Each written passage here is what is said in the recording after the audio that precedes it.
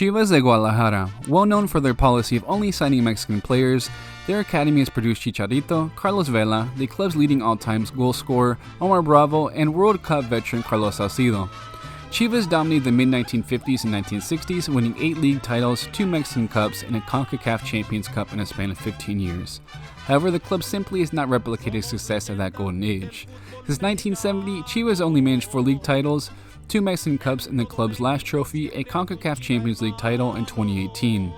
Chivas did have some success and a few moments in Copa Libertadores. They were the second Mexican club to reach the final in 2010, but unfortunately lost that final. They did also eliminate Boca Juniors in 2005, an infamous incident a la Bombonera between Lord Bofo Bautista, Martin Palermo, and Boca Juniors supporters that led to the game being suspended in the 75th minute. The last manager to win Chivas trophies was a former River Plate player, the beloved Matias Almeida, in 2017-2018. However, since he left the club in June 2018, Chivas has gone through 6 different managers and been trophyless. So in this rebuild, we aim to win 2 titles so we can overtake our rivals Club America as the Mexican club with the most league titles. Okay, on the way, welcome to this FIFA 22 Chivas de Guadalajara rebuild. And our first business in this rebuild will be purchasing 2 Mexican-American players, Julian Araujo, the young new Mexican international. He just switched from the United States national team to the Mexican national team, filed that one-time switch, so he's locked to the Mexican national team, made his debut against Chile. He's a very good defensive right back. He's a strong 1v1 defender. He's 19 years old, and we're going to have to pay his release clause, which is $6.6 million, and I think it's a very good deal considering his potential and his ability at the moment. He has tons of room to grow, and he is going to be really one of the just kind of first prominent Mexican-American players that Chivas will ever feature in the squad in this rebuild, because they have had Isaac Brizuela, but for the most part he has spent most of his life in Mexico along with Miguel Ponce, so it doesn't really it's not really the same way as having a Mexican-American player who was kind of born and raised in the U.S. But we did try to bring in Chicharito as well as Carlos Vela, but Chicharito does not want to relocate, and Vela is just way too expensive at the moment. But we're going to bring in Efrain Alvarez, a very good technical player who is, of course, Araujo's teammate at LA Galaxy. He has a very good left foot, cutting in on that right wing, can also play as a number 10, and I think he's going to be a good option with his versatility. And we're going to have him feature right away, actually, in that right mid role.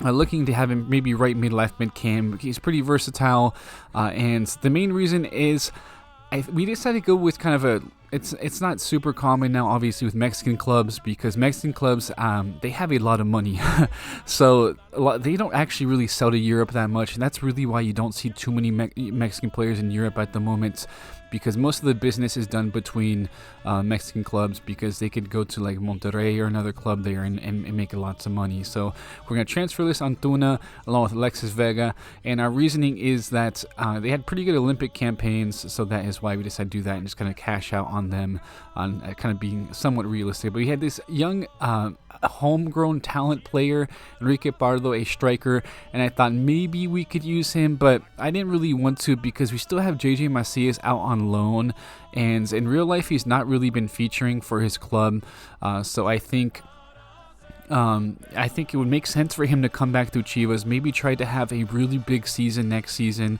and try to work his way back to Europe again. So we did accept an offer for Jesus Molina, as well as some other players. You can see Jesus Godinez at Thicpe, got some offers as well for Ronaldo Cisneros, and now Uriel Antuna for about $4 million from FC Augsburg.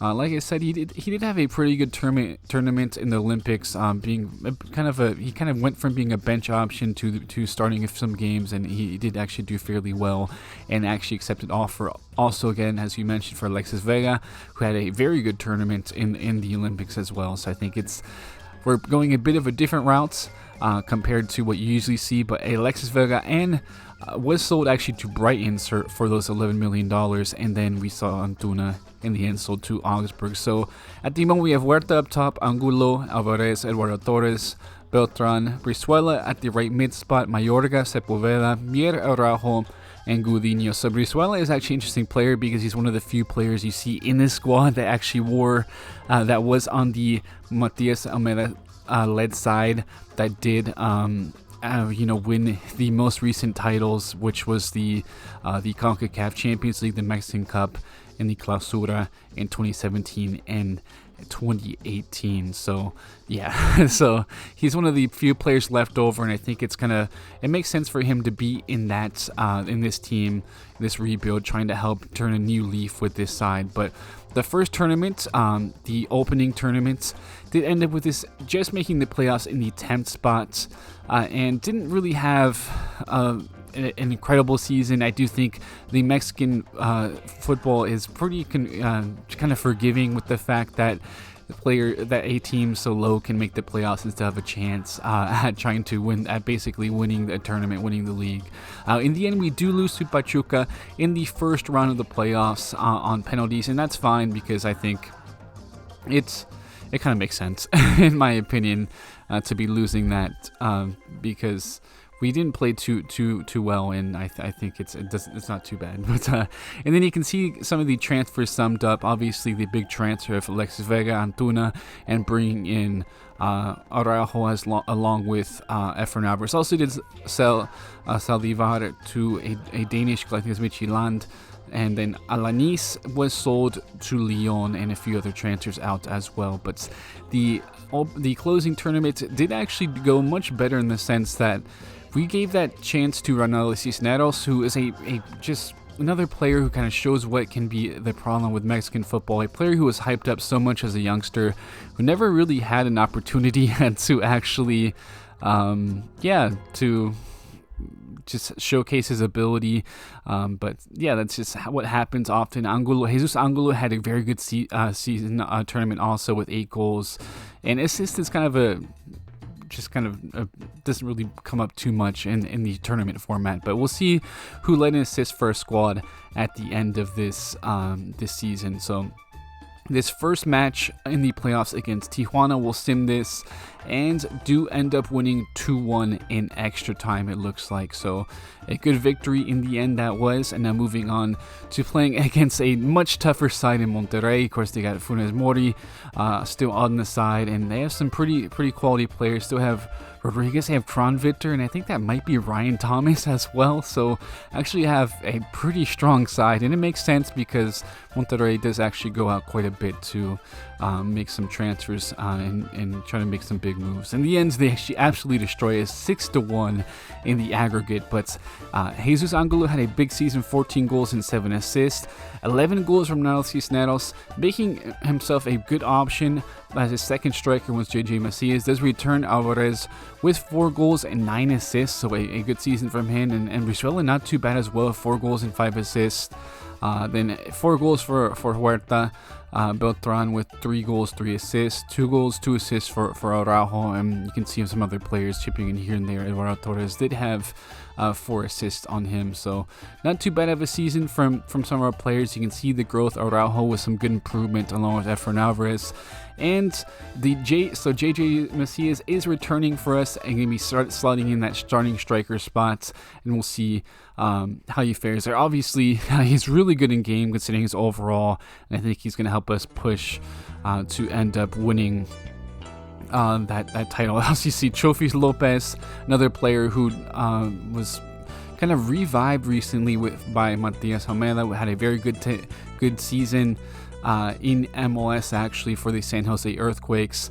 So the team has a bit more depth in that sense, and they do want us to reach the playoff final in both seasons, and we actually really do need to make it, because if we don't, we will likely be fired. The thing with the 2 tournament format is what I've noticed: if you end up not doing well in both tournaments, not reaching your objectives domestically in both, you're probably going to get fired.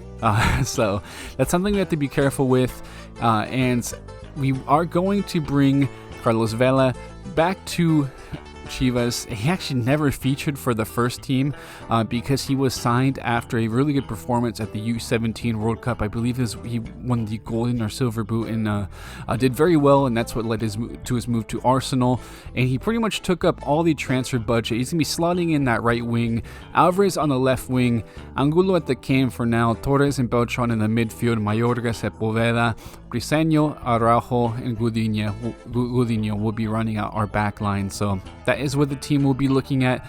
Like here, starting out this season, I was thinking about maybe bringing in, Santiago Munoz as well at one point, but that's something you can maybe explore in like a future save. But end up here with the 4th place finish in the Apertura, so a good job in the opening tournament of season 2, and I think we're pretty close to the first spot in the table, just 3 points away from Tigres, a point away, 2 points away from Monterrey, and tied on points with Santos Laguna. So 13 goals from JJ Macias, and that's what we wanted to see. To try to go back to Europe, he's going to need obviously a pretty big season in the Mexican League, and he certainly has gone off to a good start with that. And assist, again, is kind of a crapshoot, so never really going to show assist as long as we're just showing the 17 matches, the tournament format. But moving on here, Querétaro with a 1-0 victory over them. Vela with the goal in the first leg. In the return leg, we end up grabbing a 2-2 result, just going up on aggregate 3-2, so it was a pretty close match in the end. And in the semifinals versus Santos Laguna, who were a spot above us in the table, so they were at the 3rd place spot, and we end up beating them in that first leg with a 1-0 victory, and we'll see how we fare in the second. I was thinking about maybe bringing Eduardo Aguirre to the side, but of course with Macias coming back, deciding to bring him back, I thought it was didn't really need to make that decision. But another very close result, 3-3. So we're moving on to the finals here, and it's only makes sense. We're actually playing against the team we beat in the last time we won the title against Tigres. So it was a very actually controversial match. I remember there being some interesting decisions by the referees in some people's minds. So we'll see how this goes over.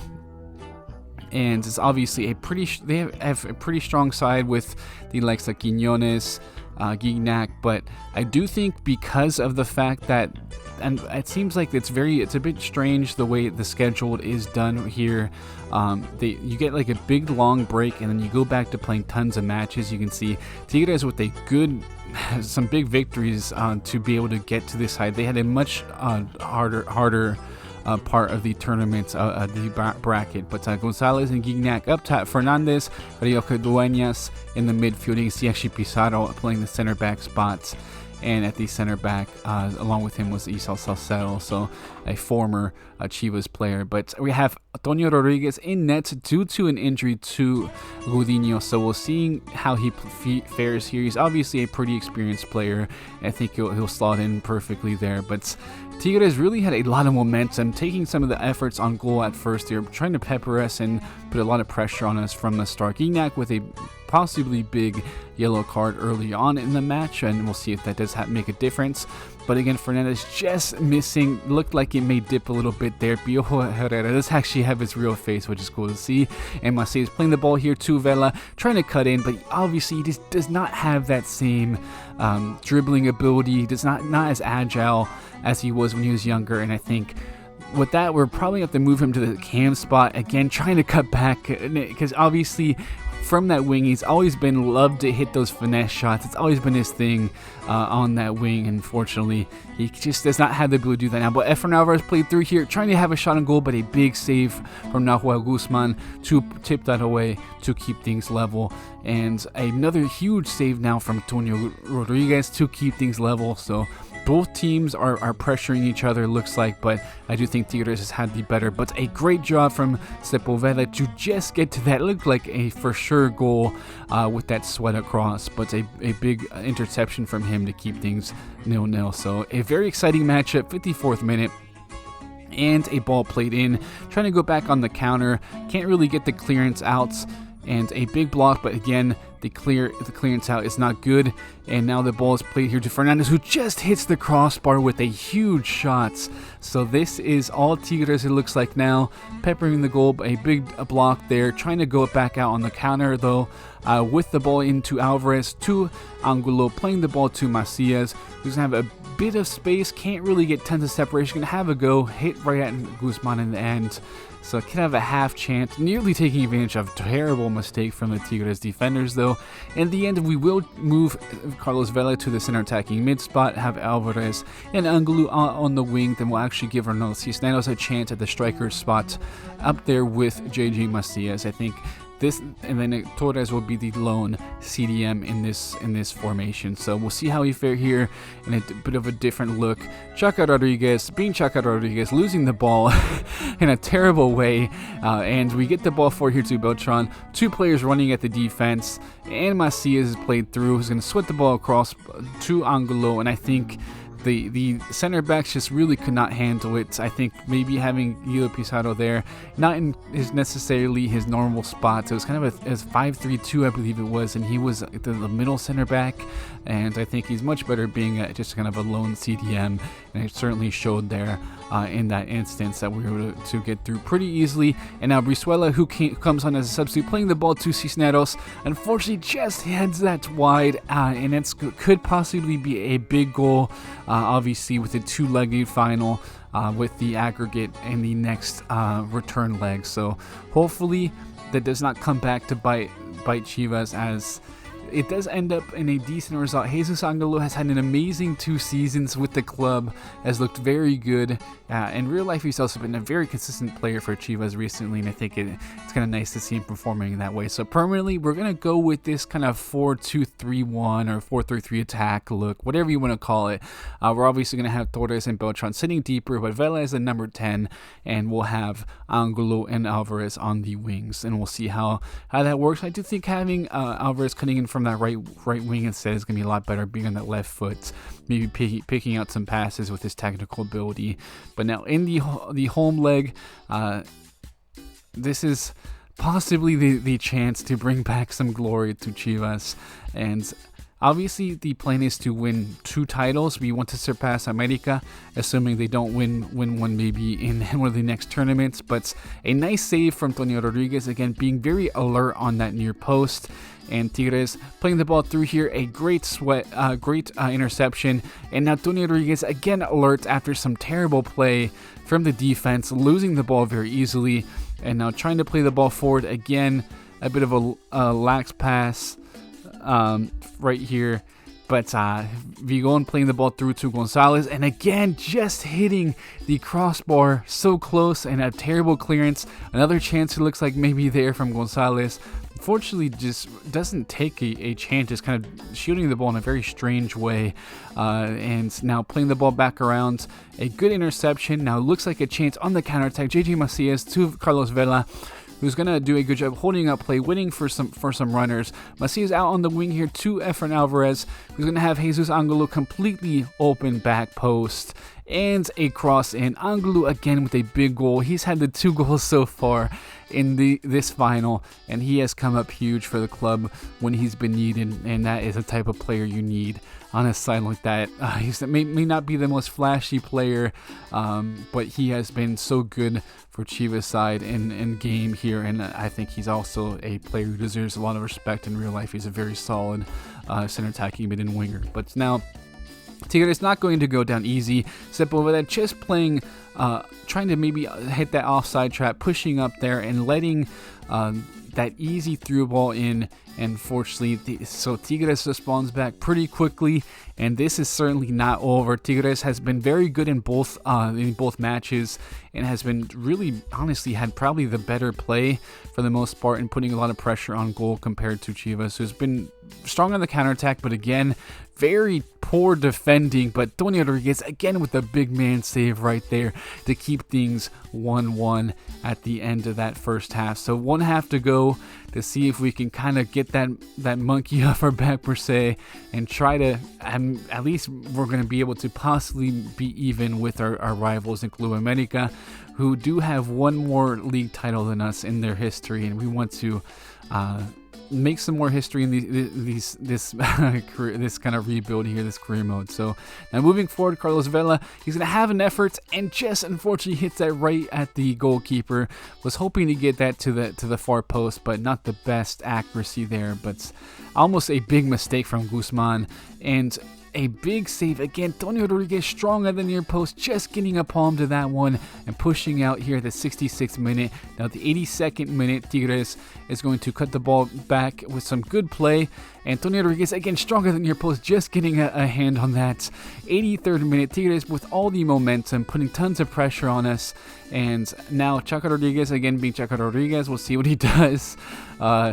He's just kind of playing the ball around, eventually plays a pass, the ball played in here, and again, Tony Rodriguez with a huge save. He has been the man of the match so far, and we'll see if we can try to kill the game. Not too much time, but they do push up with an offside trap, a smartly played one in that sense, but a huge block from both of our midfielders, and now Araujo getting a block, Briseño with a block, Araujo blocking a cross, and some big man defensive efforts from the boys to keep things 2-1 and end this with a victory in the Apertura tournament and get us level, at least for now, with our rivals in Club America. And it's kind of nice to see in the sense because, okay, it's against a player in Carlos Salceda, a former player in a team that we did beat in the last time we saw ourselves lift a trophy in the 2017 Apertura. So honestly, it's a very good moment, but still there is plenty of work left to go, and that next tournament needs to be a repeat. And actually, there's not been too many repeat champions in the history of Mexican football. I believe it's only been done one time by Leon, and yeah, so that's a big deal if you can win 2 tournaments in a row in Mexican football. That's actually not been done very often since moving to the two tournament format. It's only been done once. So making that happen, winning another title in this next season in this next tournament, would be very big. So we'll see if we can make that happen, and also again surpass Club America. That would be a great achievement in the next season, and it's actually pretty cool to see players like Tony Rodriguez step up. Of course, Jesus Angulo and Brizuela did actually play a good part in that first leg. Should have had the assist in a player who again was on the previous side, the previous sides that won some trophies. But you can see kind of why Carlos Vela is struggling a little bit, cutting in from that wing. He's lost it a bit with some of the overall dropping down by 2 points. JJ Macias obviously had a big season, 15 goals. Efrain Alvarez, a good season as well, 6 goals and 5 assists. Good tournament, and 5 goals and 7 assists from Angulo. So this is just that first tournament, and we'll move to the second tournament and see how we fare. Again, the turnover is pretty quick in these games, so we'll see this. Just simming this match against Toluca very quick to see maybe how we do. Cisneros did actually come off the bench and grab a goal. In the end, we see ourselves with a pretty good tournament, obviously being in the quarterfinals right away, not having to play that initial playoff round, facing Club Tijuana, who we did play previously, and a club that hopefully I get to see in real life soon. I do spend a lot of time in Tijuana since my family does live there, and I would like to be able to see some matches. I think that's something I may post some videos of eventually, just you guys can kind of see the atmosphere if you'd like to see that also on the channel as well. But a good tournament again from just our obviously Macias has been incredible. But some other players have been stepping up as well in this Clausura. Macias with 9 goals. Vela had a much better tournament with 7 goals, which is good to see because he wasn't playing, particularly amazing in that first tournament. It's good to see him stepping up in the regular season play, and hopefully he can have some produce some moments as well in the rest of this league as well. So Liga is also the name for the playoffs as well, if you're not aware of that. But if we end up being 4th again, maybe the lucky 4th spot is just where we need to be And really, again, it's just about getting the playoffs, and it's not really too much, in my opinion, about where you end up. That's just how playoffs are in general. Any playoff system is like that. So we do go through with a 3-1 aggregate victory against Tijuana, now against Monterrey, who did destroy us in the first season in one of the playoff rounds. So be a big deal if we can end up grabbing a victory and getting over the hump against them. Vela and Angulo with the goals to go up 2-0, so we'll see how we fare in the return leg. Do again have a pretty strong side. Johnson, Kronvit, they have a lot of good players. Charlie Rodriguez is a good player as well. And in the end, we will end up going through on aggregate and facing Cruz Azul. So I actually simmed the first leg of this tournament because the first leg, because I actually kind of wanted to hopefully have a bigger just like a bigger stakes in the second leg, because I do feel like for the most part with the squad we have playing the matches, I'll kind of overrun the team, and there's a bit more of a gamble when you do sim and maybe have a tougher leg, because we also are going to be playing that final leg away. And it's interesting that it's away because at the moment Cruz Azul is playing in the Estadio Azteca, of course, which is the home, the permanent home of Club America, and of course they're kind of renting the stadium out to Cruz Azul at the moment. You can even actually see right here that you still see the Club America logo, the badge there, and that so this kind of just seems maybe it's destiny that we end up surpassing Club America's league title history in their own stadium. So I was hoping we'd actually be able to come across them and maybe play them against them in the playoffs, but unfortunately it was not meant to be. So we'll have to go against their crosstown rivals who are just kind of being rented their stadium at the moment and see how we fare against them. They do have some pretty good players. I think their strongest area is their midfield at the moment. You can see they went through Leon, they beat Tigres, meanwhile we beat Tijuana and Monterrey, so some pretty good sides both clubs had to overcome, and we'll see how this match fares. They do have kind of a 4-2-3-1 setup. It's going to be just kind of a lot of duels in that instance then, because we are playing, it's kind of 4-3-3 versus 4-2-3-1 is what it looks like, with the likes of Ryan Angulo, Luis Romo, Yoshimaru Tun, some pretty good players. Rafael Vaca is on the bench, who's a good player himself. He could certainly make an impact coming off the bench, and we'll see how he fare in this 4-2-3-1 system versus a 4-3-3. Of course, have our usual players out there. Didn't really need to show. You guys know it's going to be Vela, Alvarez, Angulo, Macias, Beltran, Torres. But getting out to this early starts, they are playing a very strange, looks like a man-marking pressing system, and Carlos Vela is going to be played through here and doesn't have the pace he once had, but oh my god, an absolute beauty going to that far post, hitting off the post and in, and that's exactly why we brought Carlos Vela to the side. Obviously, he never really got a chance to play with Chivas in this sense, with the senior team. Like we mentioned before, he played with the U side and moved to Arsenal, and he's maybe making up for some lost moments he maybe wish he had before, as he kind of wraps up his career. And this is one he will certainly never forget. In a playoff final, a huge goal to put his side up against Cruz Azul. And now moving on here, a big win from Sepulveda, playing the ball to Vela, getting the ball quickly to Macias. Out in the middle is Vela, back to Macias. Again, I don't know what they're doing pressing-wise. Mayorga out on this wing, going to play the ball with the cross into Beltran. Actually plays it to his midfield teammates in Torres, and he's going to put that one in the back net to go up in the 12th minute, 2-0. It looks like this could be an absolute massacre the way we're dominating this team, and it just seems like you see this sometimes in career mode where the opposition just presses way too much, way too much, and that's just a thing right here, it looks like.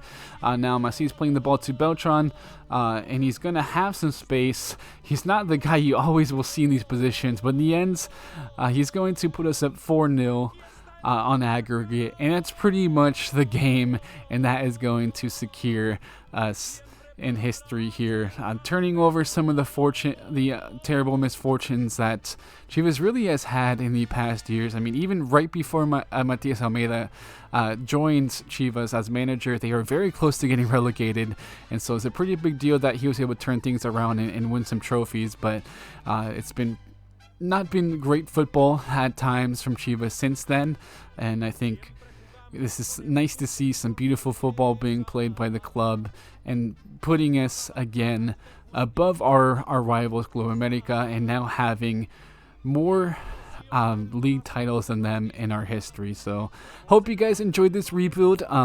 It's a bit different, obviously, than kind of the rebuilds you see with European teams, where it's kind of more focused on winning Champions League and stuff like that. But hopefully I can improve from this. I've not really done too much career mode content in this sense, like too much recorded videos. I haven't really done like a career mode this year yet, so I do have many plans that I've been recording and just need to get to editing. This one was a bit easier. Obviously, it wasn't too long, it being 2 seasons. I actually did try to do another season, but I actually got fired because I sold a bunch of players, and like I said before earlier on the video, with the 2 tournament format, if you don't reach your goals and kind of fail, because I was getting knocked out basically in the first playoff round rather than winning the final, which was what I was supposed to do. And because of that, I got fired right away. So I was hoping to keep this going a bit more, but unfortunately, it was not meant to be, I guess. But I hope you all enjoyed this video as you can kind of flip through some of the growth of some of the players. But thank you all. Please hit that like button. I love you guys. I'll be signing out now, and I'll catch you guys.